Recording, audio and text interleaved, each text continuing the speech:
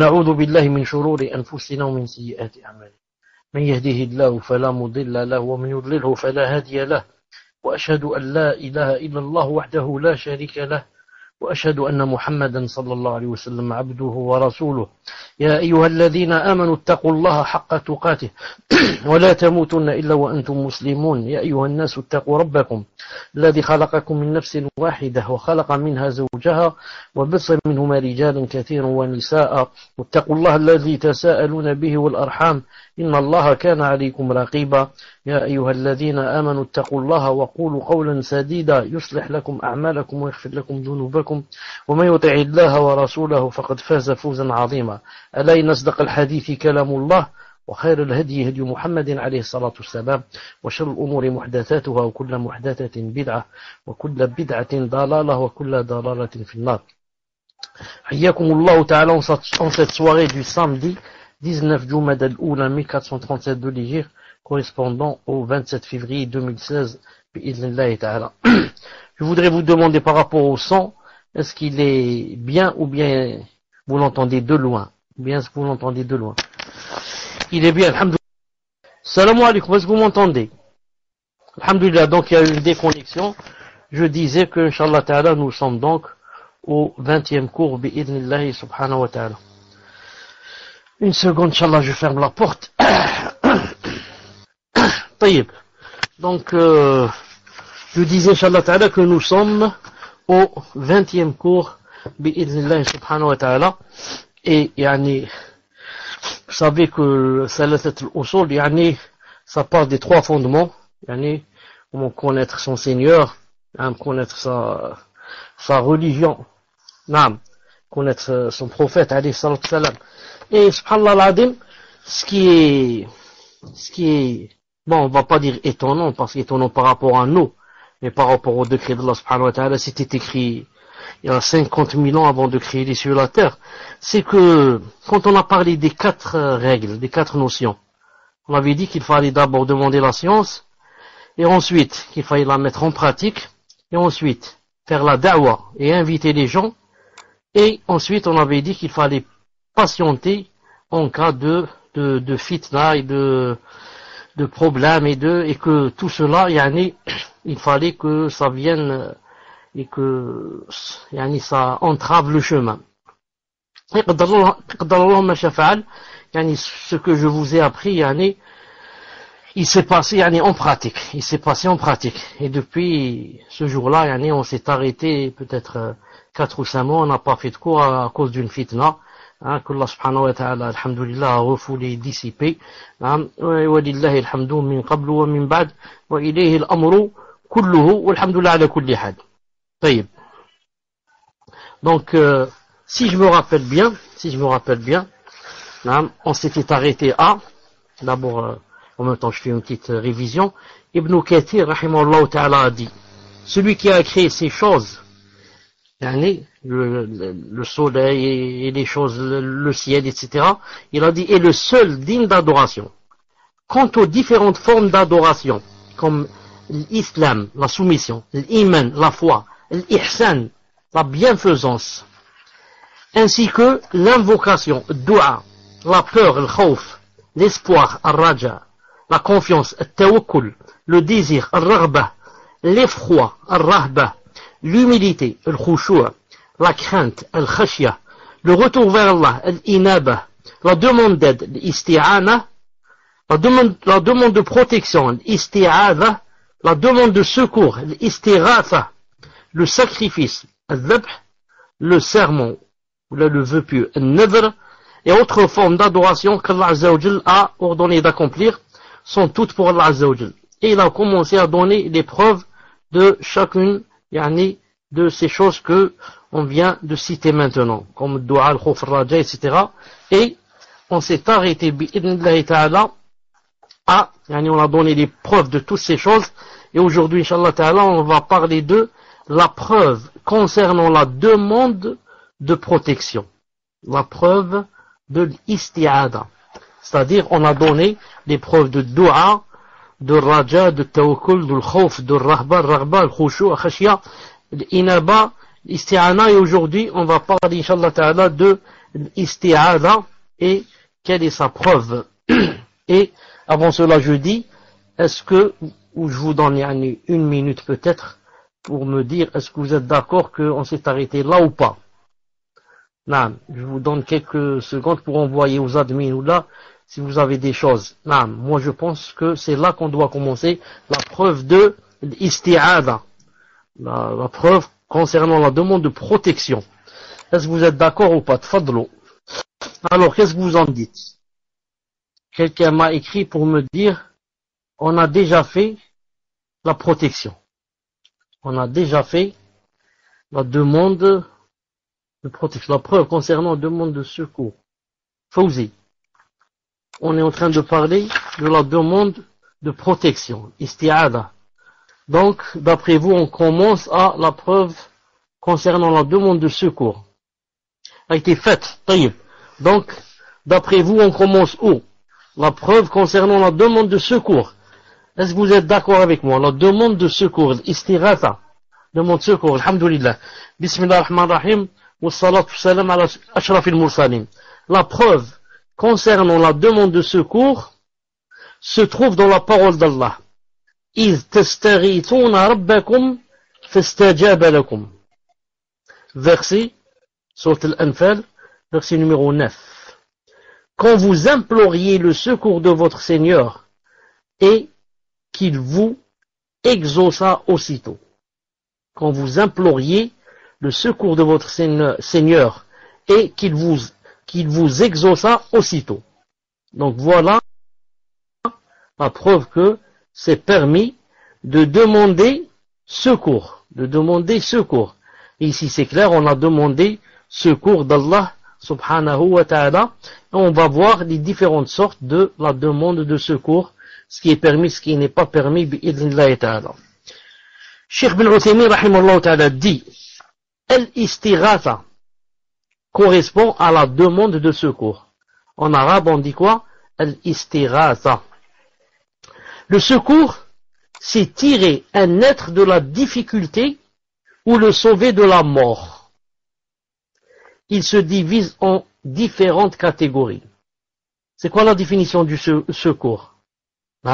C'est tirer quelqu'un de la difficulté ou le sauver de la mort.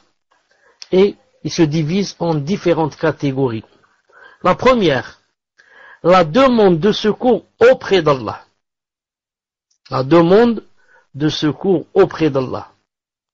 Il s'agit d'une des meilleures et plus parfaites actions.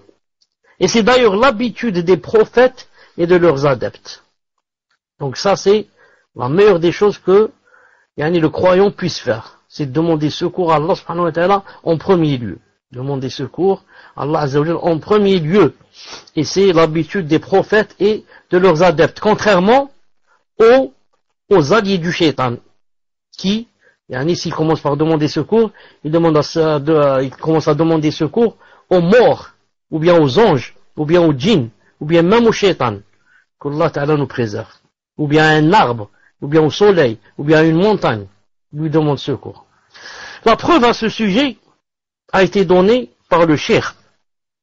C'est-à-dire, lorsque Cheikh Mohammed bin Abdul Wahhab, rahimahullah, citait le verset, quand vous imploriez le secours de votre Seigneur et qu'il vous exauça aussitôt. Et le verset a dit, je vais vous aider d'un millier d'anges, déferlant les uns à la suite des autres. Je vais vous aider d'un millier d'anges, déferlant les uns à la suite des autres. Allahu Akbar. Je dis Allahu Akbar. Allah Ta'ala, on implore ce secours et je vais vous aider d'un millier d'anges. De combien? D'un millier d'anges. Comme c'est dans Ghazwat Badr. D'un millier d'anges. Alors que un seul ange, pourrait tuer tout le monde. Pourrait tuer tous les gens qui sont sur la planète. Un seul. Parce que nous, on croit que les anges, c'est comme nous. C'est un être humain, un peu plus grand, un peu plus balèze, un peu plus costaud, un peu. Alors qu'il y a des anges qui, comme dans le hadith authentique, ils ont les pieds dans le plus profond de la terre, la septième terre, et la tête sous le trône courbé. Pourquoi? Il n'y a plus de place. Ils sont arrivés au maximum. Là, ils ne peuvent pas trouer le trône et monter. Il n'y a pas. Donc du plus bas au plus haut, ils prennent toute la place. Donc imaginez qu'Allah Ta'ala descende un seul, comme celui-là, un pois chiche, toute la terre. Peut-être les hommes sont invisibles pour lui tellement ils sont petits. Donc ici Allah Ta'ala il dit je vais vous aider d'un millier d'anges. Allah subhanahu wa ta'ala a des soldats qu'on ne connaît pas. Il a des anges, il peut employer la pluie, la neige, les tornades, ce qu'il envoie, les châtiments, tout ça ce sont des soldats. Contre Pharaon, il a employé le sang, il a employé les grenouilles. Des fois, il envoie des fourmis, des millions, des oiseaux. Il a envoyé des oiseaux. Peut-être j'ai touché le micro sans le vouloir. Donc j'ai dit, comme des fois il a envoyé des oiseaux. Ababil, il les a envoyés pour celui qui a voulu détruire la Kaaba. Le Mohem. Nous, le Cheikh Ibn Uthaymin, rahmallahu ta'ala, dit. Le verset a été révélé au cas baptiste, au nombre de 1000. Alors que ses compagnons, radiyallahu ta'ala, étaient un peu plus de 300. À peu près 313. Contre combien? Subhanallah al-Azim, 1000. 1000, c'est-à-dire 3 fois le nombre. 3 fois le nombre et plus. Donc, au fait, qu'est-ce qu'il a fait? Est-ce qu'il est allé vers un arbre? Est-ce qu'il a demandé au soleil? Est-ce qu'il a allumé des bougies? Est-ce qu'il a fait le bokhor? Qu'est-ce qu'il a fait exactement? Alors, il pénétra, sallallahu alayhi wa sallam, dans sa tente, pour implorer son Seigneur Azza wa Jal, en levant les mains en direction de la Qibla. Ensuite, il a dit, sallallahu alayhi wa sallam, ô Allah, accomplis la promesse que tu m'as faite. Ô Allah, si tu anéantis cette poignée de musulmans, c'est-à-dire nous, bien sûr, tu ne seras jamais plus adoré sur terre. Rapporté par Muslim, livre du djihad, chapitre de l'envoi d'un renfort d'anges durant la bataille de Badr. Le prophète alayhi salam ne cessa d'implorer le secours de son Seigneur en levant les mains jusqu'à ce que son manteau lui tombât des épaules. Alors Abu Bakr radiyallahu ta'ala anhu revêtit le prophète sallallahu alayhi wa sallam de son manteau, se posta derrière lui et lui dit: Ô prophète d'Allah Azza wa Jal, ton imploration est suffisante, car Allah accomplira certes la promesse qu'il t'a faite. C'est alors que le verset prêté révélé, c'est-à-dire et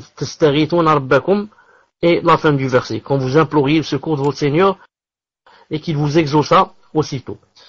Ce qui est étonnant aussi dans ce passage, à part la grande conviction du prophète sallallahu alayhi wa sallam, et son khushu' et sa confiance en Allah subhanahu wa ta'ala, ce qui est étonnant aussi, c'est la confiance de Abu Bakr Siddiq radiyallahu ta'ala anhu, sa grande conviction dans la promesse d'Allah subhanahu wa ta'ala.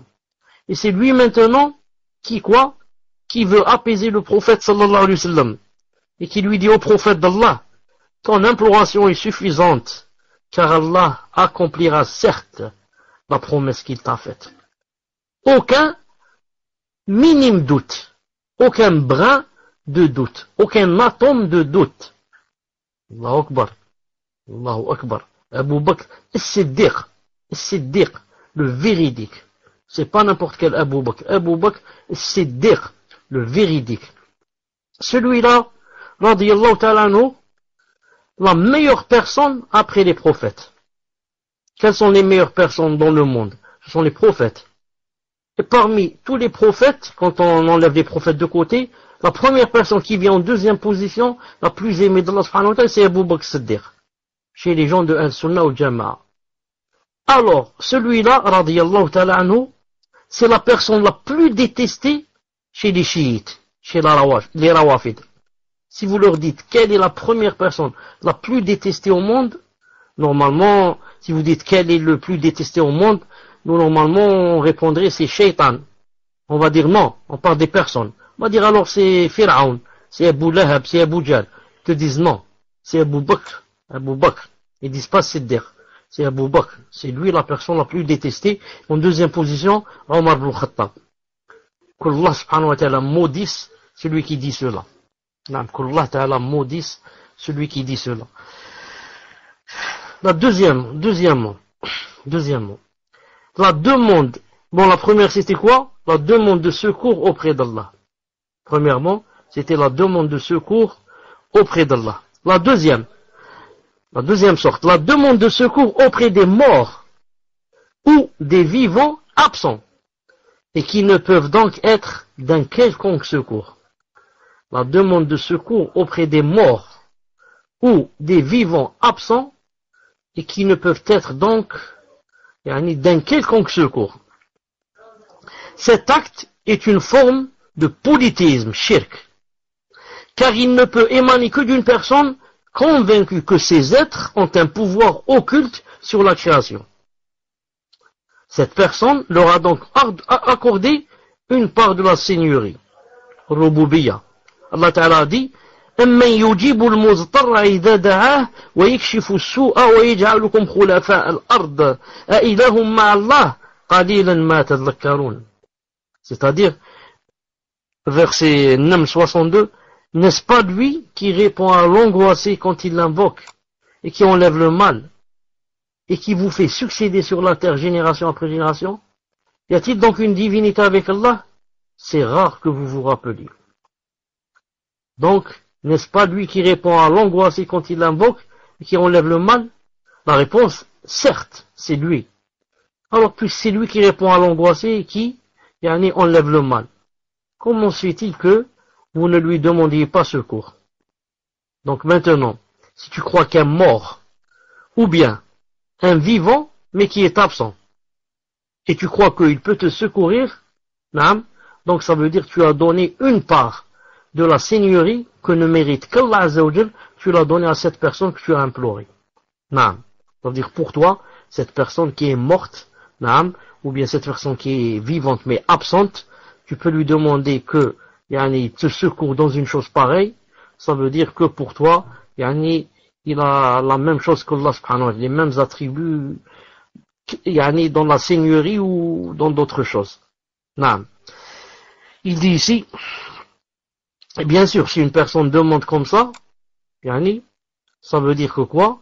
En faisant ainsi, elle est sortie de l'islam. En faisant ainsi, elle est sortie de l'islam. Bien sûr, si c'est un jahl ou là, on lui apprend, on lui dit que ça se fait pas, etc. Mais s'il refait, c'est grave pour lui. Bon, donc ici, il parle de quoi? Demander secours auprès des morts, ou bien des vivants, mais qui sont absents. Un vivant, s'il est devant toi, tu lui demandes secours, et il peut te secourir, ce n'est pas grave. C'est même permis, on va le voir. Mais maintenant, s'il est absent, comment tu lui demandes secours s'il est absent? Je ne parle pas de, bien sûr, lui téléphoner, lui dire aide-moi, est-ce que tu connais quelqu'un ou quelque chose? Non, je parle pas de ça. C'est-à-dire, comme ça, tu cries. Toi, tu es à Paris, lui, il est à Marseille. Et dans la rue, tu dis, ya Foulan, aide-moi. Tu cites son nom, ya Foulan, aide-moi. Je suis dans le pétrin. J'ai des problèmes. Ça fait sortir de l'islam, qu'Allah Ta'ala nous préserve. Troisièmement, la demande de secours auprès d'un être vivant pour une chose qu'il est capable d'accomplir. Troisièmement, la demande de secours auprès d'un être vivant pour une chose qu'il est capable d'accomplir. C'est quoi son jugement? Ceci est permis. Ceci est permis au même titre que la demande d'aide. Donc troisièmement, c'est quoi? La demande de secours auprès d'un être vivant qu'il est capable d'accomplir. Avant cela, c'était quoi? C'était ou bien la demande de secours auprès d'un mort, qui n'est pas permis, ou bien d'un vivant, mais qui est absent. Mais maintenant, le vivant est présent. Et on va lui demander secours pour une chose qu'il peut accomplir. Il dit ici, ceci est permis. Ceci. Au même titre que la demande d'aide. Allah Azza wa Jalla a dit en mentionnant, quand il parlait de Moussa alayhi salam, de Moïse, qu'est-ce qu'il a dit? فاستغاثه الذي من شيعته على الذي من عدوه فوكزه موسى فقضى عليه. Sourate Al-Qasas, verset 15. Il a dit, l'homme de sa tribu, de la tribu de Moussa alayhi salam, l'appela au secours contre son ennemi. Alors Moussa lui asséna un coup qui lui fut fatal. Moussa lui asséna un coup qui lui fut fatal. Donc le témoin ici c'est quoi? Le témoin ici c'est quoi? C'est l'homme de sa tribu, de son parti, l'appela au secours contre son ennemi. Donc moi, si je suis attaqué par un voyou ou bien par quelqu'un, ou bien de voyous qui m'attaquent, et que je regarde à droite ou à gauche, je trouve quelqu'un, et que je sais qu'il peut m'aider, ce n'est pas interdit de lui demander de l'aide et de lui demander du secours. Ou de voir un policier et de lui demander du secours. Ce n'est pas interdit. Pourquoi? Parce que j'ai demandé à qui? Pas un mort, à un être vivant. Et j'ai demandé à quelqu'un une chose qu'il est capable de faire. Une chose qu'il est capable de faire. Quatrièmement, la demande de secours à un être vivant incapable de secourir, mais sans pour autant croire que cet être a un pouvoir occulte. La demande de secours sur un être vivant capable de secourir, mais sans pour autant croire que cet être a un pouvoir occulte. Donc la différence entre la quatrième sorte et la troisième, c'est que dans la quatrième, on va demander secours à quelqu'un, mais ce quelqu'un est incapable de secourir. Alors que dans la troisième sorte, on a demandé secours à quelqu'un, mais ce quelqu'un peut nous aider. Donc, quand ça peut nous aider, c'est possible, mais maintenant c'est dans le cas où on va demander secours à quelqu'un, mais incapable de nous aider. Il va donner l'exemple, comme pour le cas d'une personne en proie à la noyade, qui demanderait à un handicapé physique de la secourir. Quelqu'un qui est en train de se noyer et à quelques mètres de lui, il voit quelqu'un, un handicapé physique, assis sur une chaise roulante, et il lui demande de l'aider. Et c'est bien que cette personne est paralysée, ne peut pas se lever, et encore moins plonger dans la mer et nager. S'il voulait se lever, cette personne, si elle voulait se lever, elle pourrait pas. Comment se fait-il que je lui demande de l'aide, qu'elle vienne plonger et m'aider? Ça, c'est impossible. Donc ceci n'est qu'une futilité. Et c'est une façon de se moquer de la personne à qui l'on demande secours. C'est donc, voilà le jugement, c'est donc interdit pour cette raison. C'est pour cette raison que c'est interdit. Ça devient une moquerie. Et se moquer d'une personne n'est pas permis. Se moquer d'une personne n'est pas permis. Une autre raison serait la possibilité, une autre raison que ce n'est pas permis, c'est quoi? La possibilité qu'une tierce personne, en voyant le noyer demander secours à l'handicapé, pourrait penser que ce dernier a un pouvoir occulte lui permettant de tirer les gens de la difficulté. Donc quand on demande secours à un être vivant incapable de nous secourir, comme le cas d'une personne qui se noie et demande secours à un handicapé assis sur une chaise roulante, ce n'est pas permis pour deux raisons. La première, car c'est une moquerie, lui il peut pas, tout le monde sait qu'il peut pas aider, et la deuxième, c'est un peu plus grave, ça rentre dans la aqida, ça peut quoi? Ça peut faire penser aux gens que donc cette personne qui est assise sur la chaise roulante a peut-être un pouvoir occulte. Peut-être elle fait du sihr, elle fait quoi? Elle dit cette personne, comment paralysée, et on lui demande de l'aide pour aller nager et sauver quelqu'un. Donc sûrement que cette personne a quoi? Un pouvoir occulte. Donc tu vois, on a trompé les gens. On leur a donné une fausse aqidah à cause d'avoir demandé à cette personne. Naam. C'est pour cela que c'est interdit, yani, et ça devient haram, cette demande de secours. Je voudrais juste ouvrir une parenthèse. Quand on dit que c'est pas permis dans ce cas, par exemple, le noyé qui demande à quelqu'un qui est handicapé, c'est pas permis. Dans le sens où je demande que ce soit lui qui vienne m'aider. Mais, c'est permis de lui demander secours, c'est-à-dire dans le sens que lui il demande secours. Vous avez compris? Je lui demande, par exemple, quand je crie comme ça, je me noie, ça veut dire, appelle les gens, ou bien téléphone, si tu as le portable, téléphone, donne l'alerte, donne l'alerte aux gens, téléphone aux pompiers, ça c'est permis. Non. Mais ce qui est interdit, c'est de lui demander à lui de venir te sauver, de nager, alors que tu sais qu'il ne peut pas le faire. Ça devient une moquerie, ou bien ça trompe les autres, naam, ils vont croire qu'il a un pouvoir occulte. Maintenant, il va parler du sacrifice. Ça, c'était par rapport à demander secours. Demander secours, comme vous l'avez vu, si on demande d'Allah subhanahu wa ta'ala, alhamdoulilah, c'est la meilleure des choses. Si maintenant on demande d'un être d'une personne, on va voir, est-ce que la personne est vivante ou bien elle est morte. Si elle est vivante, si elle est morte, ça devient du shirk. Si la personne est vivante à laquelle on va demander secours, on va voir, est-ce qu'elle est capable d'aider ou n'est pas capable. Si elle est capable, ça se fait, et si elle n'est pas capable, ça devient quoi? Ça devient futilité, et ce n'est pas permis.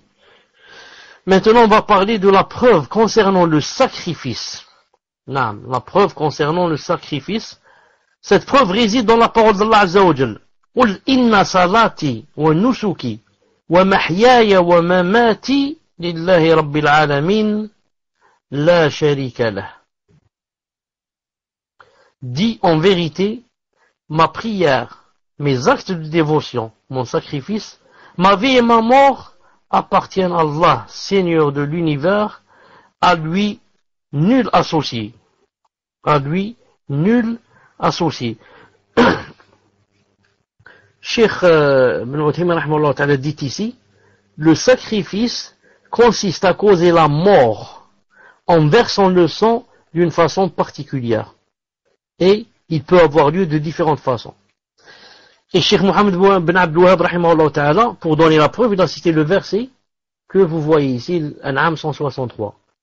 En vérité, dit, ma salat, mes actes de dévotion, ma vie et ma mort appartiennent à Allah Azza wa Jalla, Seigneur de l'univers. Ensuite, il a ajouté quelque chose de la sunna. Il a dit, on trouve dans la sunna, maudit soit celui qui égorge une bête pour un autre qu'Allah.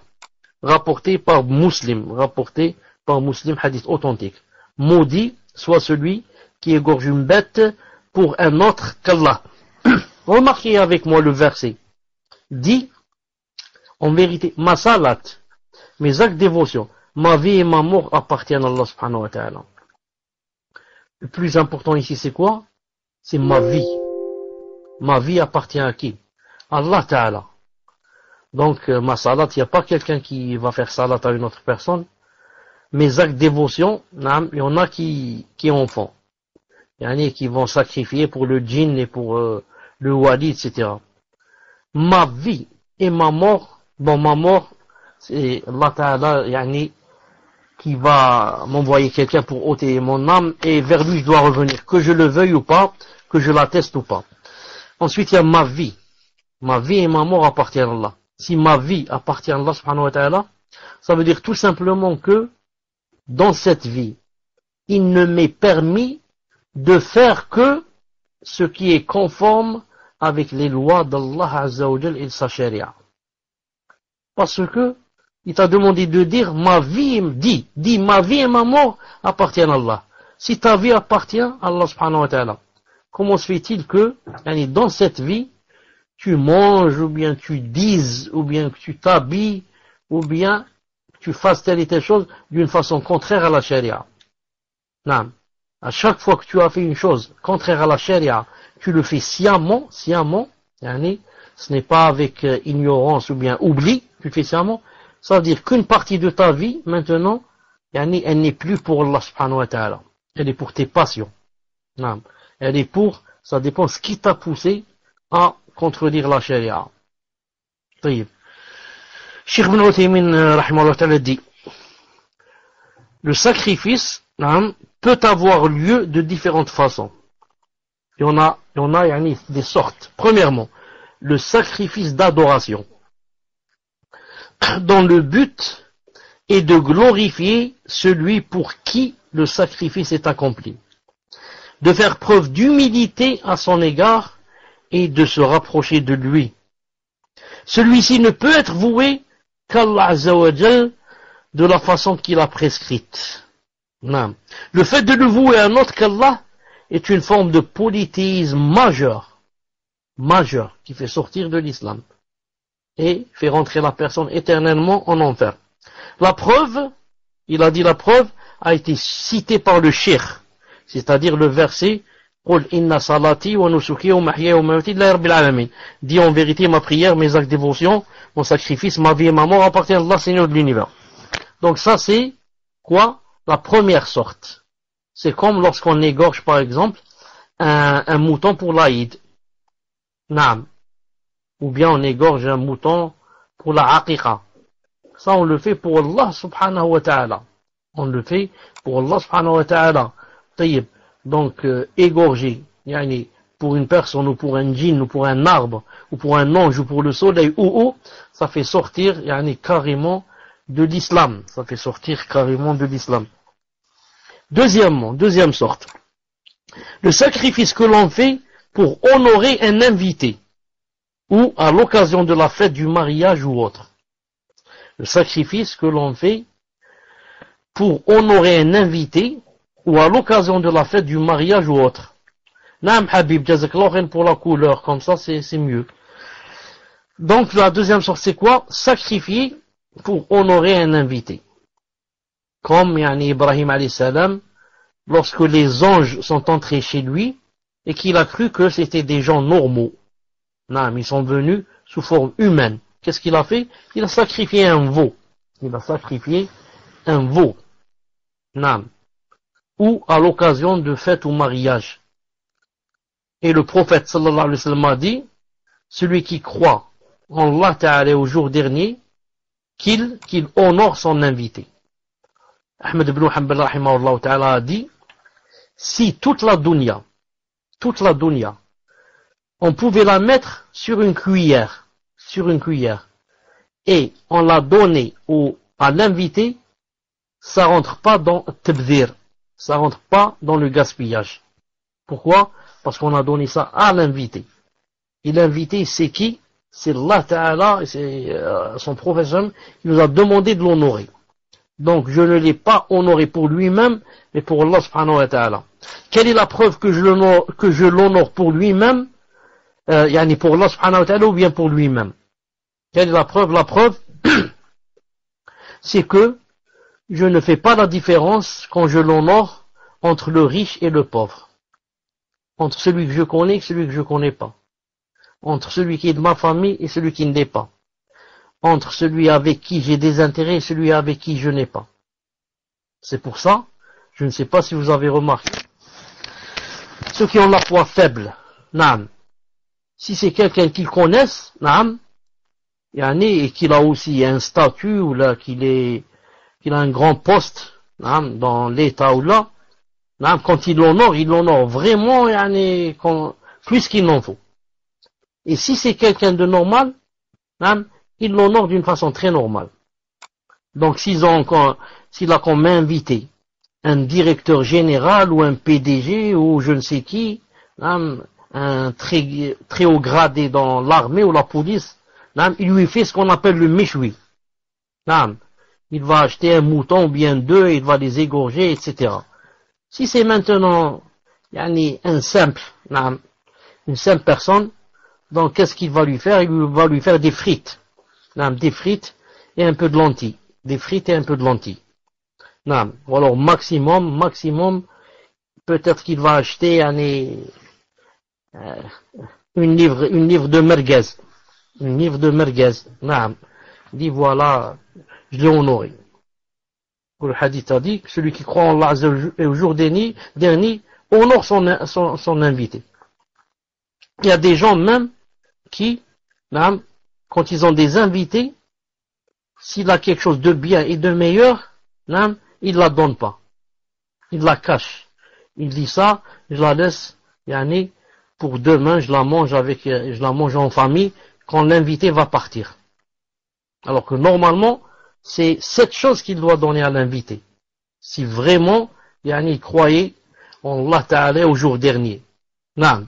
El-Muhim, que Allah Ta'ala nous aide et éloigne de nous l'avarice. Éloigne de nous l'avarice. Donc, il dit ceci, c'est-à-dire le fait de sacrifier pour un mariage ou autre, à l'occasion d'une fête, il a dit, ceci a été légiféré par le prophète sallallahu alayhi wa sallam, de façon obligatoire ou bien conseillée, par rapport au mariage. Il a cité ensuite le hadith, que celui qui croit en Allah au jour dernier honore son invité. Ensuite, il a dit à Abdurrahman ibn Auf, quand il voulait se marier, radiyallahu ta'ala anhu, il lui a dit, célèbre ton mariage, ne serait-ce que par le sacrifice de Chet. Chet, c'est un mouton, en général. Naam. Ou alobi Chet, un seul mouton. Célèbre ton mariage, ne serait-ce que par le sacrifice d'une seule bête, d'un seul mouton. Rapporté par Bukhari et Muslim. Et Cheikh Ibn Uthaymin, rahimallahu ta'ala, j'ai lu dans un de ses livres, quand il a parlé de ce hadith, dans Boulough al-Maram, quand il parlait des jugements qui ont rapport avec le mariage, etc., et les fêtes, il a dit quelque chose d'exceptionnel, que je n'ai jamais vu chez quelqu'un, et c'est une faïda que peut-être on ne peut trouver que chez lui, Allah subhanahu wa ta'ala alam. Avant de donner cette faïda, je vais poser la question à un des admins. Je vais choisir Habib, et je vais lui dire, qu'est-ce que ça veut dire d'après toi, ne serait-ce que, par le sacrifice d'une bête, d'un mouton. Qu'est-ce que ça veut dire ça? Qu'est-ce que ça veut dire cette phrase? Célèbre ton mariage ne serait-ce que en sacrifiant une bête. Qu'est-ce que ça veut dire ça? S'il y a un autre admin qui voudrait répondre, qu'il m'écrive. J'attends, Inch'Allah Ta'ala, une de vos réponses. Célèbre ton mariage ne serait-ce que il faut au moins, au minimum, sacrifier une bête s'il a la possibilité. Jazakallahu khayran. Jazakallahu khayran, c'est ce que j'attendais et c'est ce que j'étais sûr que, Inch'Allah Ta'ala, vous alliez le dire. Cheikh Ibn Uthaymin a dit, le hadith veut dire exactement le maximum. Exactement le contraire. Le hadith ici veut dire exactement le contraire. Célèbre ton mariage, ne serait-ce même si tu dois, égorger une bête. C'est-à-dire, célèbre ton mariage, en faisant n'importe quoi. Au moins n'importe quoi. Maximum, égorger une bête. Même si tu dois arriver à égorger une bête. Est-ce que vous avez compris? Est-ce que vous avez compris la différence ou pas? Est-ce que vous avez compris la différence? Cheikh Ibn Uthaymin a dit, ce hadith ne parle pas du minimum. Il a dit, il parle du maximum. C'est-à-dire, même si tu dois égorger une bête. Voilà, c'est quoi? C'est-à-dire, ne trouve pas d'excuses. Avec n'importe quoi, tu peux faire célébrer ton mariage. Et lui-même, sallallahu alayhi wa sallam, des fois, il l'a fait, avec un peu de ce qu'on appelle comme de la purée. De la purée, un peu de miel, naam. Il a fait son mariage comme ça. Donc il lui a dit, célèbre ton mariage, c'est-à-dire ne trouve pas d'excuses, même si tu dois, même maximum, va égorger une bête, au maximum.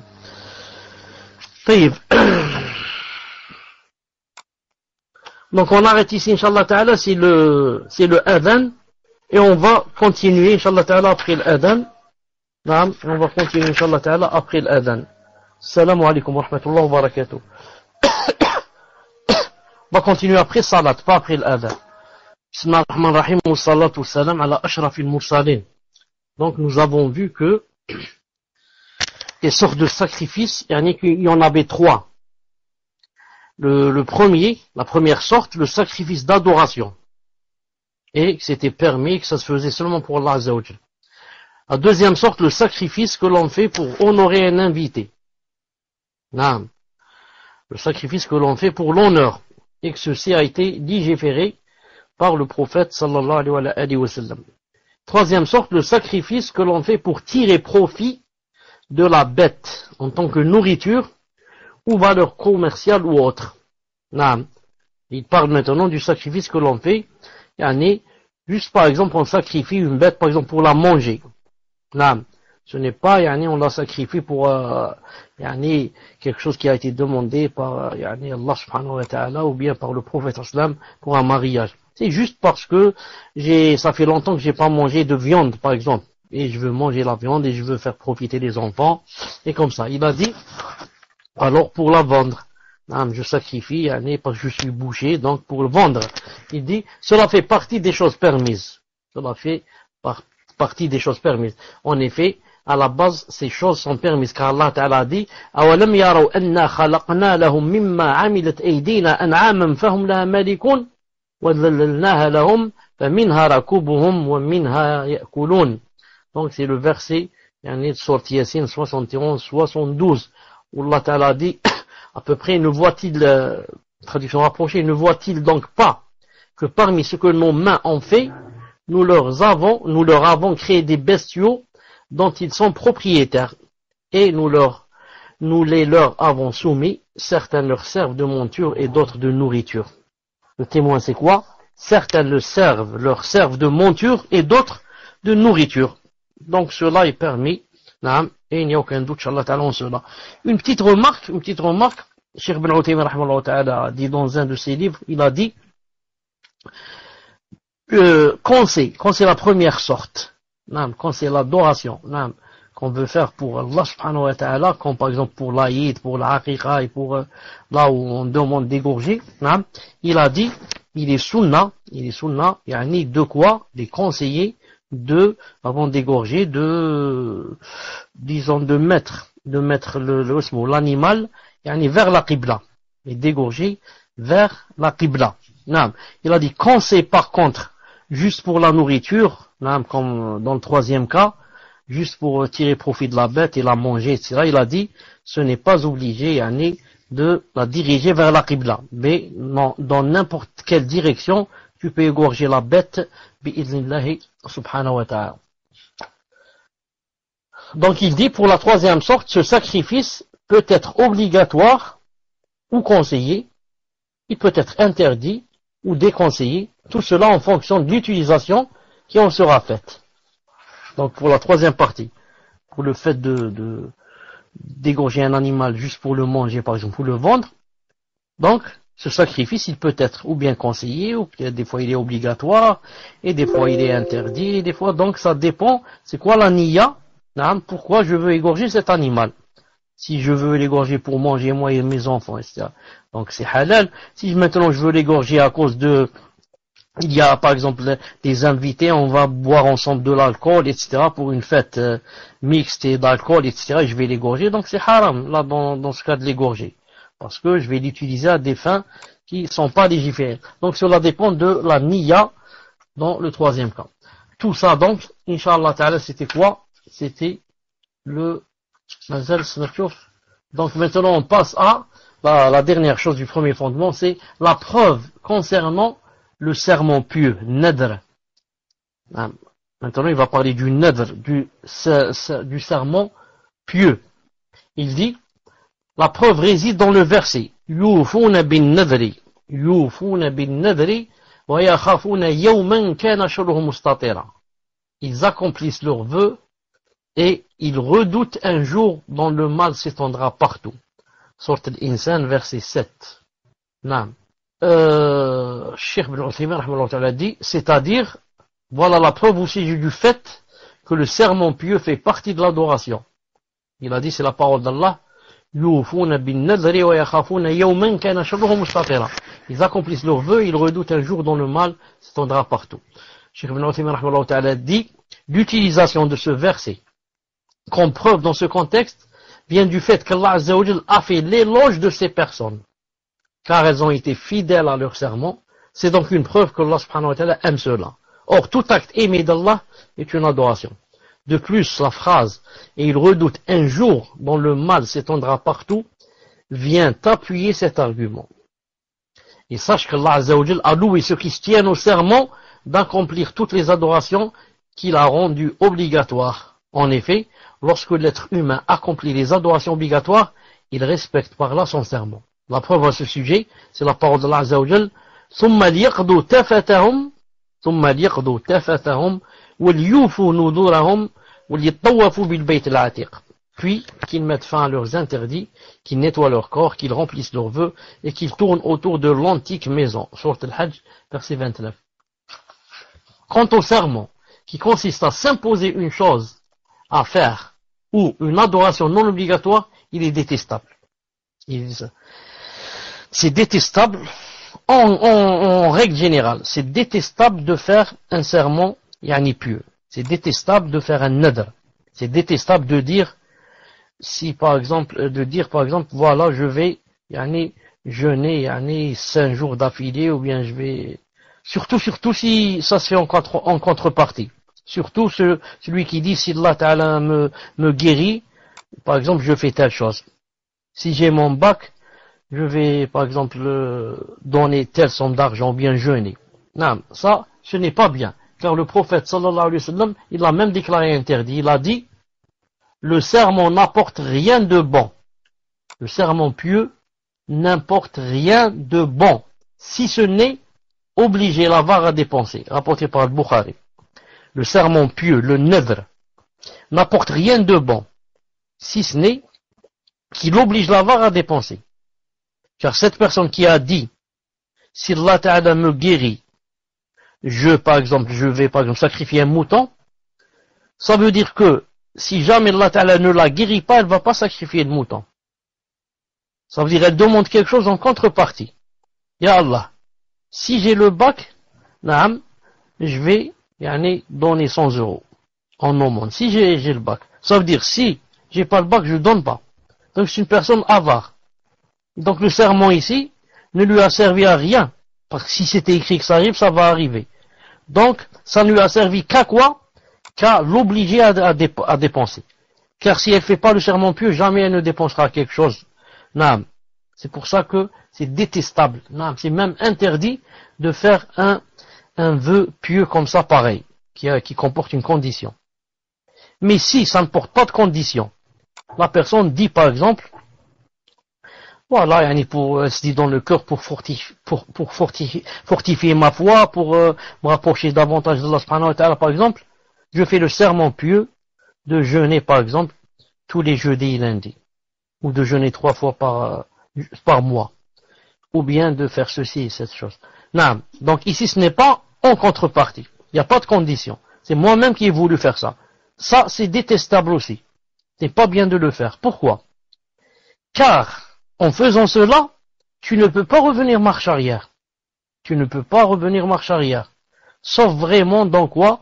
Sauf vraiment dans l'impossibilité, dans le cas il faut faire l'expiation de la kafara du billet. Et maintenant, est-ce que vous m'entendez? Donc je répète, ça s'est coupé. Si on fait le serment pieux, en général ce n'est pas bien. Et si ça contient une condition, si ceci, je fais cela, ça devient interdit. Et si ça ne contient pas de condition, la personne elle-même dit, je vais faire le serment pieux de jeûner 3 fois par semaine, pas 3 fois par mois par exemple, même comme ça c'est détestable.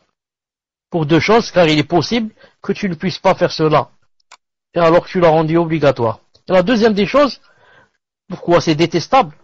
Car Allah Ta'ala ne l'a pas rendu obligatoire pour toi. Jeûner 3 jours par mois, est-ce que c'est obligatoire? C'est pas obligatoire. Mais toi maintenant tu as rendu une chose qui était simplement conseillée ou permise, tu l'as rendue obligatoire. Donc maintenant tu t'es mis un fardeau sur ton dos. Et qui t'a dit que tu peux vraiment porter ce fardeau? Non. C'est pour cela que c'est bien d'éviter le serment pieux. Mais si quelqu'un dit, dans le verset qu'on a cité plus haut, où Allah Ta'ala dit, si vous pouvez le réafficher, où Allah Ta'ala dit, Yufuna bin nadr, wa yakhafuna yawman kana sharruhu mustatira. Ils accomplissent leurs vœux, et ils redoutent un jour dont le mal s'étendra partout. Voilà. Quelqu'un va dire, Allah Ta'ala, dans Sourate Al-Insan, était en train de de faire des éloges à ses alliés et aux bienfaisants. Il a dit entre autres, qu'est-ce qu'ils faisaient? Ces gens-là, qui étaient masha'Allah, ils accomplissent leurs vœux, c'est-à-dire leurs vœux pieux. Donc c'est bien de faire le vœu pieux. On va leur répondre, on va leur dire tout simplement, ceci est faux. Allah Ta'ala n'est pas en train de leur faire des éloges pour qu'ils fassent le vœu pieux, mais il est en train de faire leurs éloges parce qu'ils accomplissent leurs vœux pieux. Ça veut dire, en d'autres termes, Allah Ta'ala n'est pas en train de leur faire des éloges pour qu'ils fassent, ils n'ont pas fait de vœux pieux, il leur dit, c'est bien, faites, hein, vous êtes des gens bien parce que vous faites des vœux pieux, mais il est en train de parler de ceux qui ont déjà fait le vœu pieux. Il leur dit, mais regardez, ceux-là ils sont masha'Allah parce que quand ils l'ont fait, même s'il est détestable, mais ils l'accomplissent. Donc il y a une différence entre faire la chose et entre quoi? Et entre la rattraper. C'est-à-dire que la chose est détestable, il ne faut pas la faire, le vœu pieux, mais maintenant si je l'ai fait, je dois l'accomplir. Quand je le fais, avant de le faire, ce n'est pas bien. Mais maintenant que je me suis dit, j'ai fait le vœu de faire telle et telle chose, maintenant je dois l'accomplir. Et si je l'accomplis ici, ça veut dire que je rentre dans ce que Allah Ta'ala leur a fait des éloges. Parce que, pourquoi? Parce que je peux faire le vœu pieux et dire, je fais le vœu pieux de jeûner 3 jours chaque mois, et ensuite je ne le fais pas. Donc ça, c'est encore très mauvais. J'ai fait deux choses, j'ai fait le vœu pieux, ce n'est pas bien, et ensuite je ne l'accomplis pas. Mais Allah Ta'ala parle ici de ceux qui, s'ils l'ont fait, ils l'accomplissent. Entre parenthèses, sans parler du fait de son caractère détestable. Taïb. Qu'est-ce qu'il dit ici? Voilà. Malgré cela, voilà, il dit ici, malgré cela, s'il en fait le serment d'accomplir un acte d'obéissance, il est obligatoire d'y être fidèle. Car le prophète Hassan a dit, celui qui fait le serment d'accomplir un acte d'obéissance, l'accomplisse. Mais bien sûr, si maintenant je fais le vœu pieux d'accomplir un acte de désobéissance, est-ce que je dois le faire? Je ne dois pas le faire. Non. من نذر أن يطيع الله فليطيعه ومن نذر أن يعصيه فلا يعصيه. Maintenant, si je fais le vœu pieux de boire de l'alcool, je ne dois pas l'accomplir. Mais j'accomplis seulement quand c'est quelque chose de légiféré. Ou alors, à la rigueur, quelque chose de permis. Même si c'est pas obligatoire, c'est permis. Et quand c'est permis, les savants ont divergé. Est-ce que je peux, est-ce que si je ne le fais pas, il y a l'expiation ou il n'y a pas, kafara. Certains ont dit il y a, certains ont dit il n'y a pas. Pour résumer, nous pouvons dire que le serment pieux désigne les actes d'adoration obligatoires d'une façon générale. Mais en particulier, il s'agit de s'imposer une chose pour Allah Azza wa Jal. Par ailleurs, les savants ont divisé le serment pieux en différentes catégories décrites dans les ouvrages de jurisprudence. Certains en font même 5 sortes, 4 ou 5 sortes, qui rentrent dans le vœu pieux. Ce qui est haram, ce qui est détestable, ce qui est permis, ce qui est makruh et ce qui est obligatoire. Voilà, Inch'Allah Ta'ala. Le prochain cours, Inch'Allah Ta'ala, ce sera le deuxième fondement. On a terminé le premier fondement. Le deuxième cours, le prochain cours, Inch'Allah Ta'ala, ce sera le deuxième fondement, page 126, bi'idhnillahi Ta'ala. سبحانك اللهم وبحمدك أشهد أن لا إله إلا أنت أستغفرك وأتوب إليك. Quand vous êtes prêts pour les questions, avertissez-moi pour les réponses. Donc première question, cher. Question j'essaie de retrouver un peu les automatismes. Question d'un frère qui dit Barakallahu fikum pour vos doigts, cher. Masha'Allah, très utile pour la foi. Dans le sujet de la aqidah et le décret d'Allah, je voulais vous questionner. C'est une question d'une sœur et elle dit je suis atteinte d'un sihr, alhamdulillah, et à chaque muqabala que je fais, je le dis aux frères à la fin de la première rencontre. Ils me disent que ça ne les dérange pas, mais parfois je n'ai plus de nouvelles ou des refus sans raison.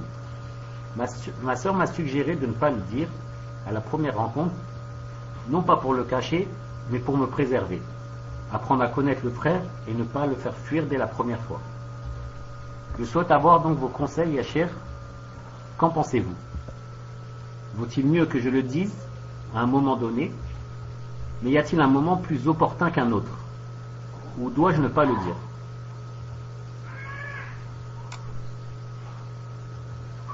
On me dit que ce n'est pas une question en rapport avec le cours. Je ne sais pas, moi, on m'a envoyé cette question, donc est-ce que c'est en rapport avec le cours ou pas? Je continue de la lire, comme ça vous me direz si ça fait partie du cours. Y a-t-il un moment plus opportun qu'un autre, ou dois-je ne pas le dire? Cela fait-il partie des choses à cacher au conjoint?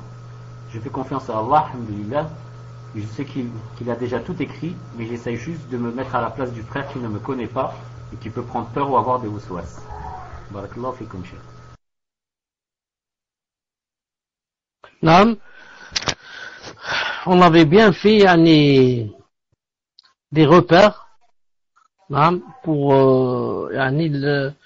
ils ont des critères pour les choix des questions. Naam. On avait dit que ça devait avoir relation avec le cours, sinon ça devait avoir rapport avec la aqida ou bien la salat. Ensuite, je voudrais dire à Ibn Muhammad, si c'est possible, de monter le son du micro. On entend vraiment de loin. Ou alors, de lire avec une voix plus haute. Subhanahu wa ta'ala. Donc, puisque la question a été posée, donc on va la lire, Inch'Allah ta'ala. Ma question concerne la aqidah et le décret d'Allah. La personne a dit que ça concernait la aqidah. Je suis atteint de sihr. Alhamdulillah kulli hal. À chaque muqabala que je fais, je le dis au frère à la fin de la première rencontre. Ils me disent ça ne les dérange pas. Une sœur, ils me disent que ça ne dérange pas. Parfois je n'ai plus de nouvelles, donc sans raison. Ma sœur m'a suggéré de ne pas le dire à la première rencontre, non pas pour le cacher, mais pour me préserver, pour apprendre à connaître le frère et à ne pas le fuir dès la première fois. Non, c'est possible pour se préserver, non, de voir d'abord s'il y a comment on dit, s'il y a un consentement. S'il y a un consentement, on passe donc à la deuxième étape. Voilà ce que j'ai, maintenant c'est à lui de choisir s'il continue ou s'il arrête. Non. Ça peut être une idée, comme ça, pour pas que toute personne qui ne va pas revenir sache que j'ai ce sihr. Wallahu azza wa jal a'lam. Tfaddal. Essayez, Cheikh, et vous me direz si c'est mieux, parce qu'Allahu a'lam, c'est le problème du PC. Et avec le Mac, je ne peux pas venir sur Deluxe. Donc, question d'une sœur qui dit, question sur la salat. Cheikh, concernant la personne qui souffre d'incontinence au niveau des gaz, doit-elle refaire ses ablutions pour effectuer ses rawatib et qiyam al-layl, tout en sachant que la personne attend bien que l'heure de la salat soit entrée pour faire ses ablutions et prier ses prières obligatoires? Donc, concernant la personne qui souffre d'incontinence au niveau des gaz, doit-elle refaire ses ablutions pour effectuer ses rawatib et qiyam al-layl, tout en sachant que la personne attend bien que l'heure de la salat soit entrée pour faire ses ablutions et prier ses prières obligatoires? Allahu fikum, Cheikh. Alhamdulillah. Donc j'avais des difficultés à prendre le micro. Question sur la salat. Concernant la personne qui souffre d'incontinence au niveau des gaz, doit-elle refaire ses ablutions pour effectuer ses rawatib et qiyam layl, tout en sachant que la personne attend bien que l'heure de la salat soit entrée pour faire ses ablutions et prier ses prières obligatoires? Donc la personne demande, est-ce que la personne qui souffre d'incontinence au niveau des gaz doit-elle refaire ses ablutions pour effectuer ses rawatib et qiyam layl, tout en sachant que la personne attend bien que l'heure de la salat soit entrée? Je dis, Allahu azza wa jal alam, quand une personne souffre d'incontinence, ça se divise en deux. Ou bien, ce sont des incontinences continues, ou bien des incontinences qui ont des moments précis, ensuite s'arrêtent. Si c'est le deuxième cas, je sais que après certains moments, il n'y aura plus d'incontinence. Qu'est-ce que je fais? Donc j'attends le moment et la période où je sais qu'il n'y a pas d'incontinence pour prier. Si maintenant, je suis atteint d'incontinence continue, qui ne s'arrête jamais, et à tout le temps j'ai des gaz ou bien je perds de l'urine, dans ce cas, j'attends le moment de la salat qui soit entré, je fais des ablutions la première fois, ensuite je prie, même si pendant la prière, je perds mes ablutions. Et je ne recommence pas, bi'idnillahi ta'ala. Tfaddal. Question suivante, d'un frère qui dit qu'Allah vous récompense par le bien pour les efforts que vous fournissez. J'aimerais savoir quelles sont les différences et les points communs entre un musulman, musulman, un croyant, mu'min, et celui qui atteint le degré de l'ihsan, ou muhsin. Barakallahu fikum, cher. Troisième question. Qu'Allah vous récompense par le bien pour les efforts que vous fournissez. Demande Allah subhanahu wa ta'ala qu'il nous donne l'ikhlas, et que ça soit pour son visage. J'aimerais savoir quelles sont les différences et les points communs entre un musulman, un croyant, et celui qui a atteint le degré de l'ihsan. Quelles sont les différences et les points communs entre un musulman et un croyant, et celui qui a atteint le degré de l'ihsan. Ce qu'il faut savoir, c'est que plus on monte du bas vers le haut, plus le degré est plus haut. On a d'abord le musulman, ensuite on a le croyant, et ensuite on a le bienfaisant, le muhsin. Donc, on peut être musulman sans être croyant. Et on peut être croyant sans être bienfaisant. Tout croyant est un musulman. Tout bienfaisant est un croyant. Et en même temps un musulman. Donc, si je commence par le haut, tout bienfaisant, il est aussi croyant et il est musulman. Et tout croyant, il est musulman. Et pas le contraire. Je peux être musulman sans être croyant, sans être bienfaisant. Pourquoi? C'est pour ça que Jibril alayhi salam, il a posé ces trois questions. C'est quoi le musulman? Ensuite, plus haut, c'est quoi le croyant? Ensuite, plus haut, c'est quoi le bienfaisant? Le musulman en général, si on va le comparer aux deux autres, le musulman, c'est celui qui fait les 5 piliers, fait la salat, etc.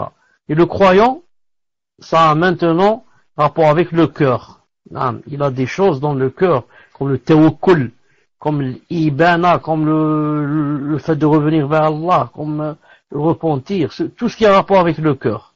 Par rapport à musulman, c'est surtout rapport avec les actes. Les croyants, surtout rapport avec le cœur. Ensuite, le bienfaisant, c'est celui qui a atteint le plus haut degré. C'est comme s'il adorait Allah Ta'ala, c'est comme s'il le voyait. C'est comme s'il le voyait. Wallahu Ta'ala a'lam. Barakallahu fikum, cher. Question suivante d'une sœur qui dit qu'Allah nous accorde sa miséricorde ainsi que la science bénéfique et pardonne à tous les musulmans et croyants. Depuis bébé, j'éduque mon enfant à ce qu'il ne pense qu'à Allah et que son amour pour Allah soit ancré dans son cœur.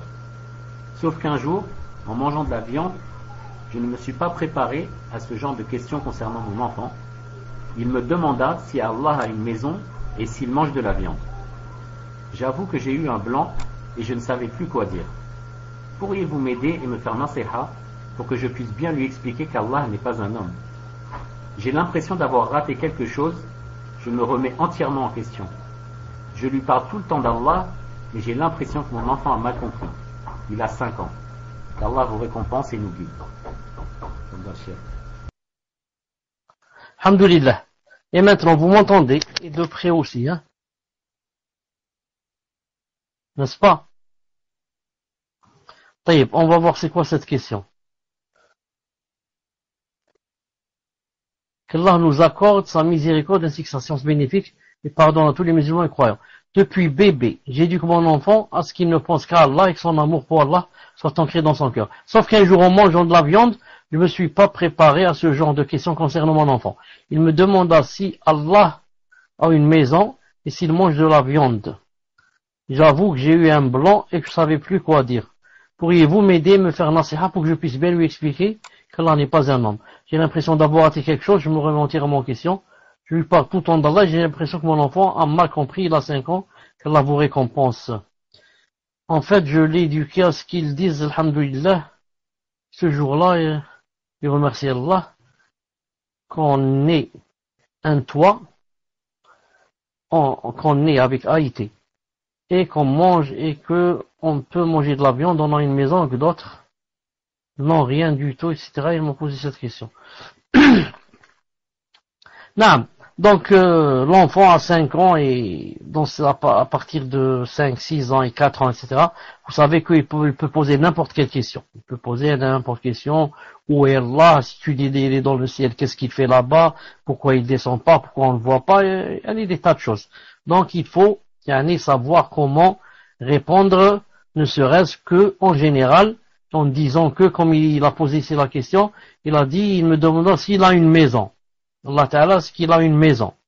Allah Ta'ala, sa maison, c'est quoi? C'est le Qibla, c'est la Kaaba. Allah Ta'ala a une maison qui s'appelle la Kaaba, on l'appelle la maison d'Allah Subhanahu wa Ta'ala. Mais ça ne veut pas dire que, puisqu'il a la maison, qu'il l'habite comme nous on l'habite. Car, il faut répondre à l'enfant et lui apprendre que Allah Ta'ala, ne ressemble, rien ne lui ressemble. Et que lui ne ressemble à rien. Allah Ta'ala, on le verra Yawm al-Qiyamah dans le paradis. Et ce jour-là, on saura comment qu'il est vraiment. Allah Ta'ala, ce qu'on sait de lui, c'est ce qu'il y a dans le Coran.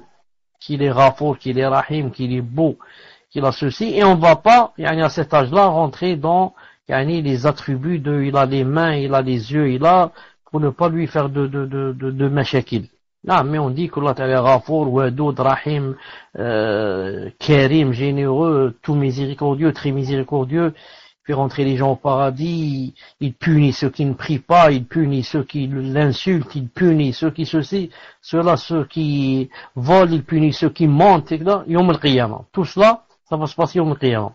C'est lui qui nous a créés, c'est lui qui régit l'univers, c'est lui qui a créé tout ce qu'on voit, c'est lui qui régit le soleil, c'est lui qui fait tomber la pluie, il a des anges, il a ceci, il a cela, et nous, notre but, c'est de l'adorer. Il nous a créés pour qu'on l'adore. Et, parmi rentre dans les adorations, il y a la salat, et le jeûne, et le hajj pour celui qui peut, et la zakat, et comme ça. On lui parle, on rentre pas dans vraiment les détails qui le dépassent. Et qui vont lui faire des ambiguïtés dans sa tête. Non. Voilà, Inch'Allah Ta'ala, la réponse, Wallahu Subhanahu wa Ta'ala a'lam. Non. Donc, je crois qu'il y avait une autre question à la fin.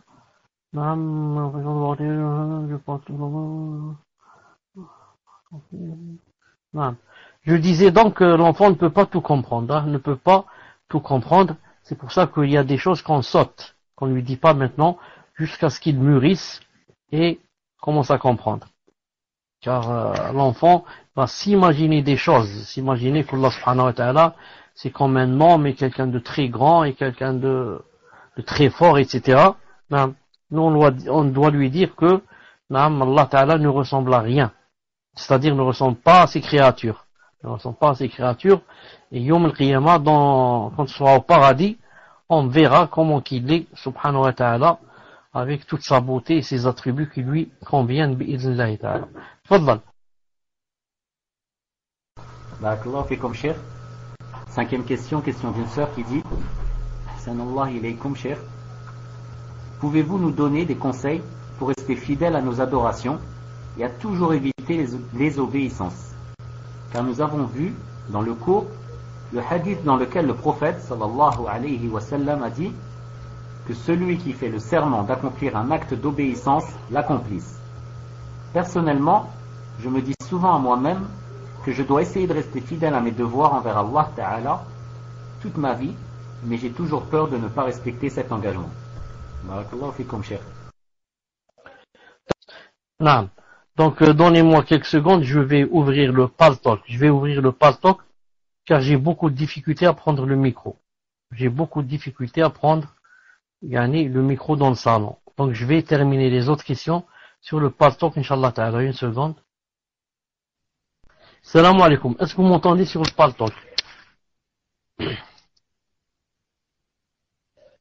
Ma'alish Habib, vous pouvez, si vous voulez, vous poser les questions sur, vous pouvez les afficher sur, comment il s'appelle, Bailux, et je réponds ici. Question numéro 5. Ahsanallah ilaykum. Pouvez-vous nous donner des conseils pour rester fidèles à nos adorations et à toujours éviter désobéissance, car nous avons vu dans le cours le hadith du prophète sallallahu alayhi wa sallam, lorsqu'il a dit que celui qui fait le serment d'accomplir un acte d'obéissance l'accomplisse. Personnellement, je me dis souvent à moi-même que je dois essayer de rester fidèle à mes devoirs envers Allah Ta'ala toute ma vie, mais j'ai toujours peur de ne pas respecter cet engagement. Donc, pouvez-vous nous donner des conseils pour rester fidèle à nos adorations et à toujours éviter désobéissance? Naam. Pas personne, bien sûr, doit mettre dans son cœur, naam, que elle ne vit que pour adorer Allah subhanahu wa ta'ala. Et que personne ne peut adorer Allah subhanahu wa ta'ala si Allah subhanahu wa ta'ala, premièrement, ne le lui permet pas, et la deuxième, s'il ne l'aide pas. Donc, Allah ta'ala regarde ce qu'il y a dans les cœurs. Quand il voit que cette personne est soucieuse de faire ses devoirs religieux, est soucieuse d'avancer dans son dîn, est soucieuse de convoiter le visage d'Allah subhanahu wa ta'ala et la grande récompense yawm al-qiyamah. Allah subhanahu wa ta'ala aide cette personne, car elle est sincère et elle veut. Non, il l'aide. Mais quand Allah ta'ala voit que la personne, c'est une personne qui passe son temps, c'est tout, qui s'amuse comme ça et Allah subhanahu wa ta'ala se détourne d'elle. Et la laisse dans les ténèbres, que Allah subhanahu wa ta'ala nous préserve. Donc, je dis à cette personne, et à moi-même et à tout le monde, si vraiment on est sincère avec Allah subhanahu wa ta'ala, et qu'on fait ce qu'on peut de notre mieux, Allah subhanahu wa ta'ala, il nous aide et nous ouvre toutes ses portes. Naam. Et ce n'est pas obligé que tout ce qu'on a dit de faire, on va le faire.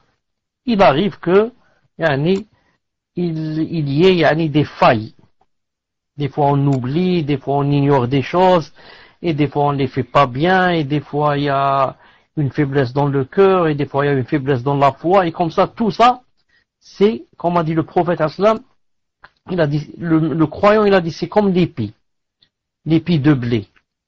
Il a dit, il est debout, et quand il y a du vent, que fait l'épi? L'épi, le vent le fait descendre presque jusqu'à ce qu'il touche le sol. Ensuite, quand le vent passe, qu'est-ce qui se passe? L'épi, se redresse. Et voilà, le voilà, vraiment debout.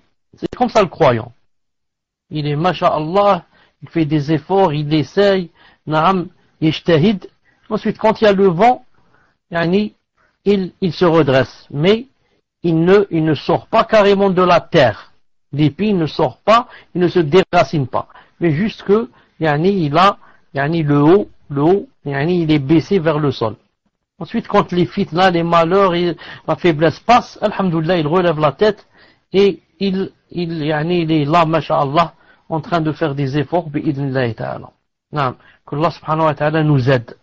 Tfadal pour l'autre question. La suivante, inshallah ta'ala. Barakallahu fikum cher, donc je vais prendre le relais, puisque je vois que Saïd n'est pas rentré dans le salon. Donc, sixième question d'un frère. Cher, confirmez-moi que vous m'entendez bien. Sixième question d'un frère. Cher, dans un ancien cours, nous avons parlé de la sincérité. Est-ce que deux personnes faisant la même action, exemple, donner l'aumône, peuvent faire preuve d'un niveau de sincérité différent? Si oui, cela implique-t-il qu'il y a des degrés dans la sincérité? Barakallahu fikum. Tfadal ya Cheikh.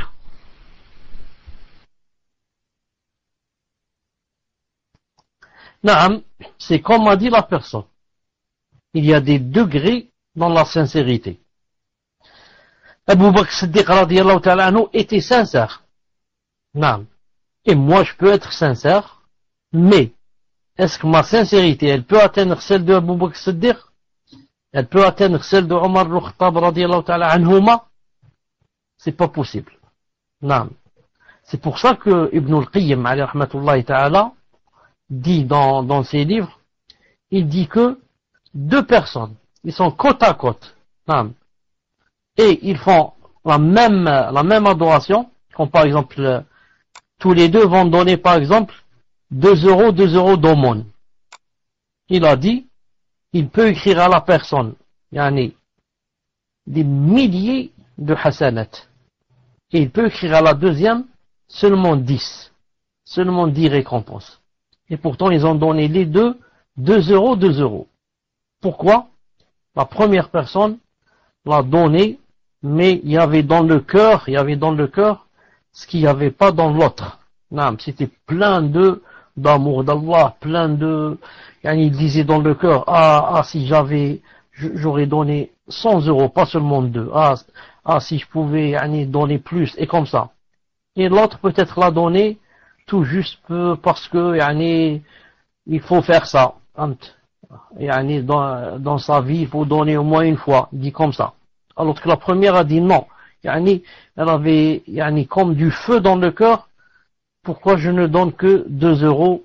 Et si j'étais riche, j'aurais construit telle mosquée et fait ceci et cela et cela. Entre les deux personnes, entre leurs deux cœurs, il y a comme ce qu'il y a de différence entre le ciel et la terre. Naam. Wallah Azza wa Jal a'lam. Tfaddal. Barakallahu fikum cheikh. Bon, je vois que Saïd a des difficultés de prendre le micro sur Patak, donc je reprends les questions, le temps que Saïd se prépare. 7e question. Question d'une sœur. Le prophète sallallahu alayhi wa sallam avait une confiance Ibn Muhammad. Le prophète Muhammad sallallahu alayhi wa sallam avait une confiance inébranlable au secours d'Allah. Mais à notre niveau, avec tous les péchés qu'on accumule, lorsque je suis en détresse, je doute que je mérite l'assistance d'Allah, bien que je ne doute pas de son omnipotence. Est-ce un mal de penser cela? Barakallahu fikum. Tafadhal ya Cheikh.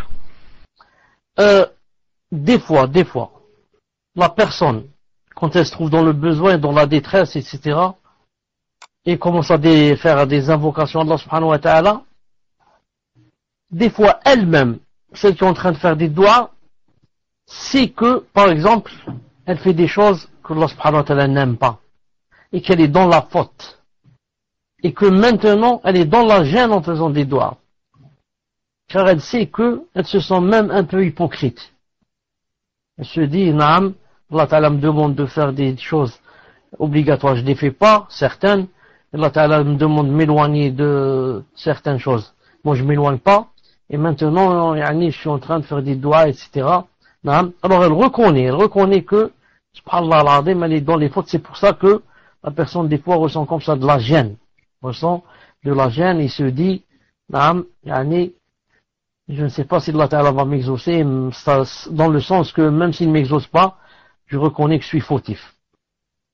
C'est pour cela que la personne doit faire des efforts, comme j'ai dit tout à l'heure, pour faire ce qu'elle peut au maximum.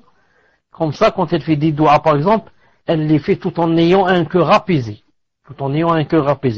Même si ce n'est pas interdit, pour la personne qui fait des péchés, etc., ce n'est pas interdit de demander à Allah subhanahu wa ta'ala.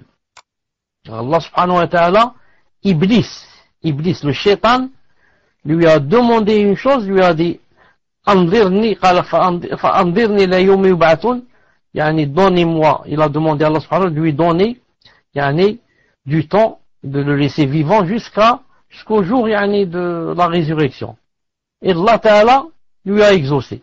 Donc si Allah Ta'ala a exaucé à Iblis, moi, qui suis croyant et qui fais seulement quelques péchés, Allah Ta'ala, j'ai plus de faveur, que, il m'exauce, comparé au shaitan.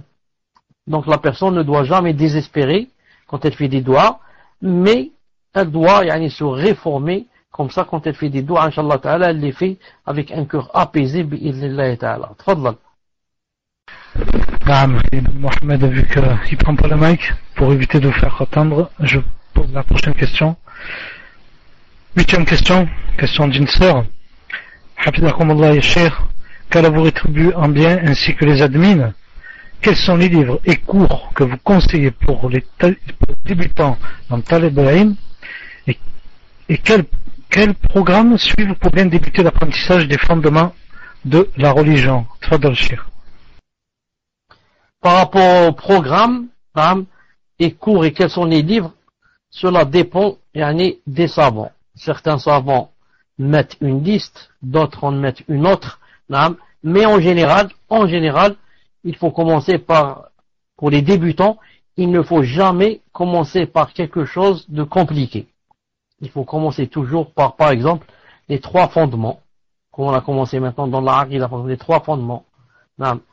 Qawa'id al-Arba', les 4 règles. Usul Sitta, les 6 fondements. Et comme ça, aller petit à petit. Ne pas commencer par exemple directement la Aqida, par exemple avec Tahawiyya, ou avec Safariniya, ou avec Tadmouriya. Non, il faut commencer petit à petit et monter, comme on monte une échelle. Une échelle, on peut pas aller directement en haut. On commence par la première marche, la deuxième, et comme ça. Et la même chose dans le fiqh. On commence avec les petits livres, comme le livre de Mohsen al-Abbad, qui s'appelle par exemple Adab al-Mashi ila Salat, ou bien le livre de Cheikh al-Fawzan, hafidhahullah ta'ala, al-Mulakhas al-Fiqhi. Il est simple et il donne bi'idnillah subhanahu wa ta'ala des dalils. C'est comme ça, Inch'Allah ta'ala, et vous pouvez voir, je crois que sur mon site, il y a une liste, je crois, de Cheikh Ibn Uthaymin, rahimahullah ta'ala, par rapport au livre, que Talib al-Ilm doit choisir, Wallah subhanahu wa ta'ala a'lam. Tfadlal. Barakallahu Cheikh. 9e question. Une question d'un frère ou d'une sœur. Hafizakum Allah, Cheikh. Si l'on fait un vœu pieux, cela devient donc une obligation envers Allah. Et si on ne respecte pas ce vœu, pouvons-nous donc à Allah, ou le vœu en question reste tout de même une obligation pour nous? Barakallahu fikum de votre réponse, Cheikh. Tfadal, Cheikh. Par rapport au vœu pieux, quand quelqu'un fait le vœu pieux d'adorer Allah subhanahu wa ta'ala, de faire une adoration, il doit la faire bi'idhnillah subhanahu wa ta'ala. Il doit faire tous les efforts pour faire le vœu pieux. Si maintenant, il ne peut pas le faire, il doit passer à la kafara, l'expiation, qui consiste à quoi? À nourrir 10 pauvres, ou bien les habiller, ou bien à affranchir l'autre. Bien sûr, maintenant il n'y a pas l'affranchissement. Donc il passe à quoi? À nourrir, ou bien habiller les pauvres. Donc, maintenant, s'il ne peut pas, il doit passer à quoi? À jeûner 3 jours bi'idhnillah subhanahu wa ta'ala. Mais dans tous les cas, il doit faire des efforts pour faire et accomplir le vœu pieux. Et s'il ne peut pas, qu'est-ce qu'il fait? Il doit, comme j'ai dit, jeûner, faire nourrir 10 pauvres, ou bien les habiller, ou bien jeûner 3 jours bi'idhnillah ta'ala. Mais attendez une seconde, je vais vous lire bi'idhnillah ta'ala les différentes sortes de vœux pieux. Une seconde, Inch'Allah ta'ala. Salam alaikum. Est-ce que vous m'entendez? Abdulillah. Je ne l'ai pas porté de main. Non. Je dois faire donc un peu d'effort pour le trouver, mais je dis en général, quand quelqu'un fait le vœu pieux de faire une adoration, qu'est-ce qu'il fait? Je dis, il doit la faire. S'il ne peut pas, il passe à l'expiation qui est de nourrir 10 pauvres, sinon, il doit jeûner 3 jours, ça c'est quand l'obligation, quand l'adoration, c'est une adoration, quand c'est une adoration. Mais maintenant, quand c'est par exemple quelque chose de haram, par exemple, il dit je fais le vœu pieux, par exemple, de boire de l'alcool, ou de fumer la cigarette. Ça, il n'a pas le droit de faire cette chose. Mais par contre, il doit faire la kafara. Il doit faire la kafara, c'est-à-dire l'expiation. Parce qu'il a fait un nadr, un serment pieux, dans une chose qui est interdite. Donc, il doit faire 2 choses. Premièrement, ne pas la faire, cette chose. Et deuxièmement, faire l'expiation, qui est nourrir 10 pauvres, ou bien, s'il ne peut pas, jeûner 3 jours, bi'idhnillahi ta'ala. Et cela fait un bon bout de temps, j'avais parlé que les Cheikh Ibn Uthaymin avait autorisé il avait dit que c'était permis de marier le fasiq, le pervers, de le faire marier. Et donc Cheikh Ibn Uthaymin, quoi il avait dit que pour ne pas rester dans le célibat. Et je crois qu'on m'avait demandé où ça se trouve cela, et je l'ai cherché, je l'ai trouvé. Maintenant, si la personne, par exemple, qui avait demandé ça, si elle est là, je peux lui faire sortir le fichier et lui dire. Sinon, ce sera pour le prochain cours, Inch'Allah Ta'ala. Tfadal. C'est quoi la 9e question ou bien la dernière? Je crois que c'est la dernière. Question d'une sœur. Assalamu alaikum wa rahmatullah. Question de Aqida. Un frère m'a dit que quand Allah dit As-Sama, le ciel, dans le Coran, c'est l'attribut al-Ulul, et que ça ne concerne pas les cieux qui sont la création d'Allah. Par contre, je n'arrive pas à faire le lien avec le verset d'Allah qui dit Was-sama wa ma banaha. Pouvez-vous m'éclaircir, cher, s'il vous plaît? Cher, je vous affiche là. C'est pas la peine d'afficher la question, j'ai compris ce qu'il veut dire. J'ai compris ce qu'il a voulu dire. Naam.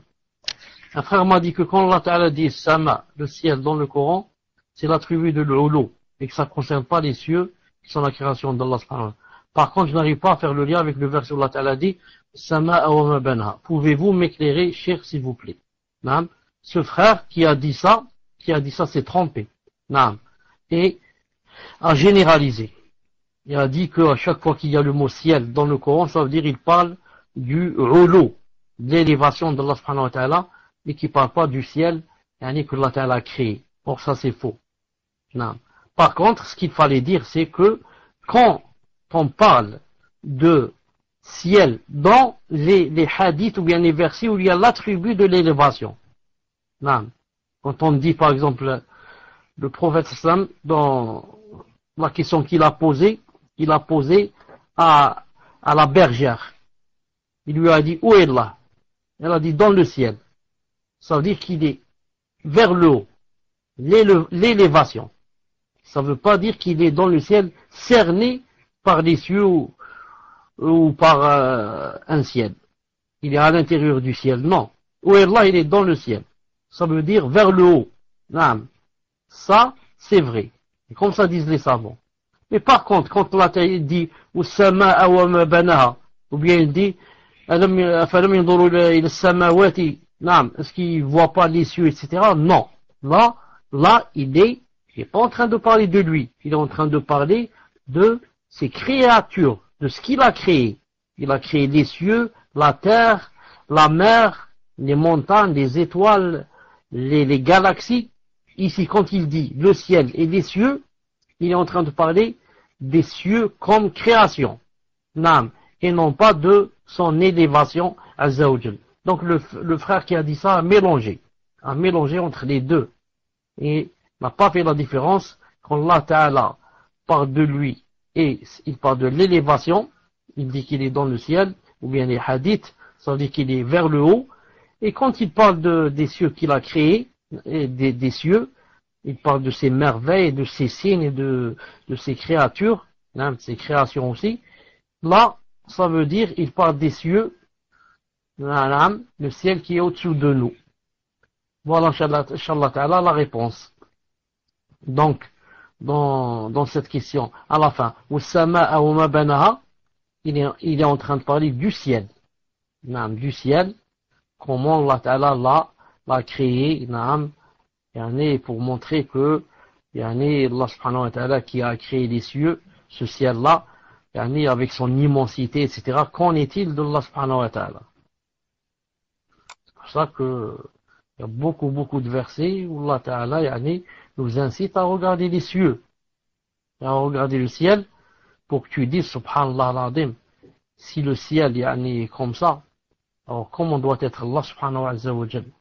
Comment doit être, si le ciel est comme ça, aussi grand, comment doit être Allah subhanahu wa ta'ala. Naam. Voilà, Inch'Allah ta'ala, j'espère que vous avez compris. Naam. dernier mot, je vous laisse le micro pour le dernier mot, Inch'Allah Ta'ala. Naam, Cheikh. Barakallahu fikum, Cheikh. Donc, on se rencontre, Inch'Allah Ta'ala, lundi avec des signes de la fin des temps. Et on fera cette fois les grands signes. Quand on a fait déjà les petits signes, maintenant les 10 grands signes, Inch'Allah Ta'ala. Et on va commencer par le signe de Mahdi. Le Mahdi qui va venir à la fin des temps. Certains l'ont mis dans les grands signes et certains l'ont mis dans les petits signes. Le livre qu'on va lire qui s'appelle les grands signes de la fin des temps, qu'on a déjà commencé, il a mis le Mahdi parmi les grands signes. C'est pour ça qu'on va commencer par la venue de Mahdi. Naam. Subhanakallahumma wa bihamdik, ashhadu an la ilaha illa anta, astaghfiruka wa atubu ilayk. Assalamu alaikum wa rahmatullahi wa barakatuh.